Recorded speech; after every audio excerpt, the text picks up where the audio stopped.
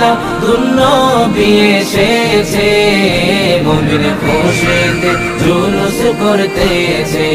১৬ শহর সিডিএ পুনর্বাসন এলাকা মহল্লা কমিটির উদ্যোগে পবিত্র জশ্নে জুলুসে ঈদে মিলাদুন্নবী সাল্লাল্লাহু আলাইহি সাল্লাম উদযাপন উপলক্ষে আজিমুশ-শান নুরানী মিলাদ মাহফিল অনুষ্ঠিত হয়েছে।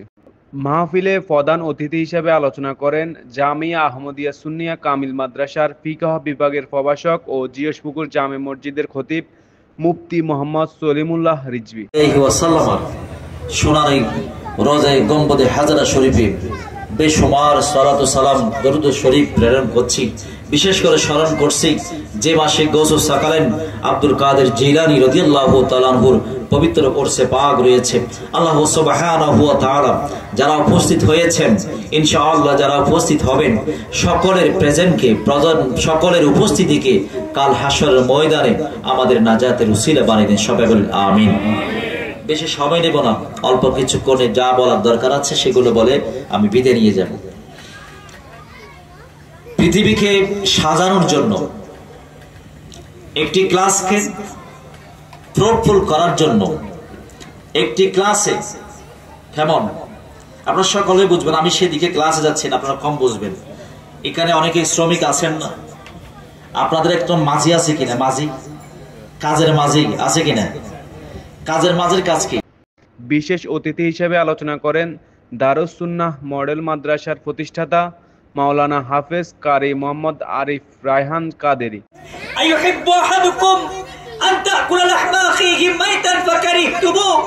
আল্লাহ সারা পৃথিবীবাসীকে মেসেজ দিয়ে বললেন, হে দুনিয়ার মানুষেরা শুনো, আইয়ুহিব্বু আহাদুকুম, তোমরা কি কেউ পছন্দ করবে আইয়াকুলা লাহমা আখিহি মাইতা, তোমরা তোমাদের মৃত ভাইয়ের গোশত খাচ্ছ।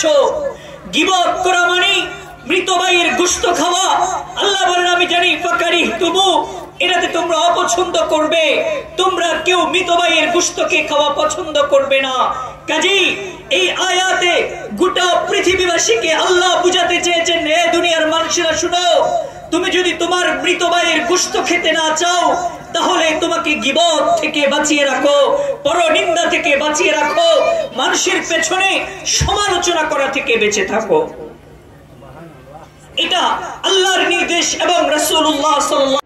মাহফিলের প্রধান আকর্ষণ ছিলেন জান্নাতুল ফেরদৌস জামে মসজিদের খতিব হাফেজ মাওলানা মুফতি মোহাম্মদ ইমদাদুল।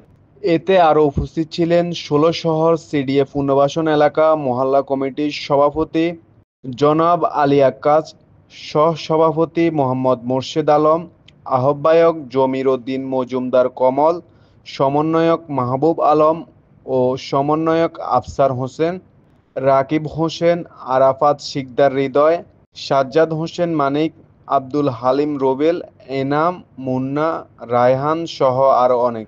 আলোচকগণ মিলাদুন্নবীর মাহাত্ম্য, রাসূলুল্লাহ সাল্লাল্লাহু আলাইহি সাল্লামের জীবন ও আদর্শ তুলে ধরেন। মাহফিল শেষে সমগ্র মুসলিম উম্মার শান্তি, সমৃদ্ধি ও দেশের কল্যাণ কামনায় বিশেষ মোনাজাত করা হয়। ১৬ শহর সিডিএ পুনর্বাসন এলাকা মহল্লা কমিটির সদস্যরা জানান, আলহামদুলিল্লাহ সকলের সহযোগিতায় মাহফিল সুন্দরভাবে সম্পূর্ণ হয়েছে। তারা দোয়া কামনা করেছেন যেন আগামী বছর আরও ব্যাপক আয়োজনের মাধ্যমে পুনরায় এই মাহফিল অনুষ্ঠিত করা যায়। আউযু বিল্লাহি মিনাশ শাইতানির রাজিম, বিসমিল্লাহির রহমানির রহিম। প্রতি বছরের ন্যায় ১৬ শহর সিডিএ পুনর্বাসন এলাকার মহল্লা কমিটি এবং যুব সমাজের উদ্যোগে পবিত্র ঈদে মিলাদুন্নবী সাল্লাল্লাহু তাআলা আলাইহি ওয়াসাল্লাম উপলক্ষে এক আজিমুশ-শান মিলাদ মাহফিলের আয়োজন করা হয়েছে।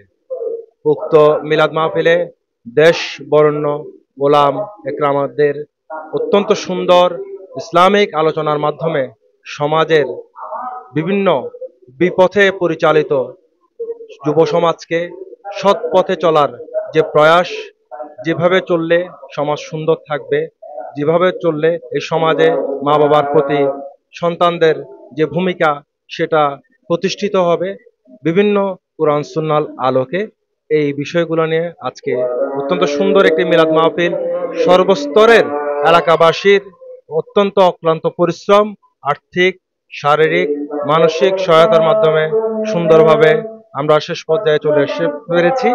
ইনশাআল্লাহ আমরা প্রতি বছরই আমাদের মহল্লা কমিটি এবং যুব সমাজের উদ্যোগে এই ধরনের সুন্দর আয়োজনগুলা করার প্রচেষ্টা ব্যক্ত করছি।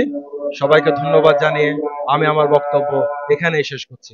আসসালামু আলাইকুম ওয়া রাহমাতুল্লাহি তাআলা ওয়া বারাকাতুহু। রহমান রহিম। প্রতি বছরের ন্যায় আমাদের এই ১৬ শহর সিডিএ পুনর্বাসন এলাকা মহল্লা কমিটির উদ্যোগে যে মিলাদ মাহফিল হয়, প্রতি বছর নিয়ে আজকেও সেই মিলাদ মাহফিল অনুষ্ঠিত হতে যাচ্ছে। এখানে দেশবরণ্য অনেক ওলামা কেরাম তাদের সুন্নাহর আলোকে অনেক বক্তৃতা করছেন, যাতে এলাকার এবং সমাজের মানুষ উপকৃত হয় সেই আলোচনা করে আমরা নবীর আশিক হয়ে নবীর ভালোবাসায় প্রতি বছর এই অনুষ্ঠানটি আমরা করে থাকি।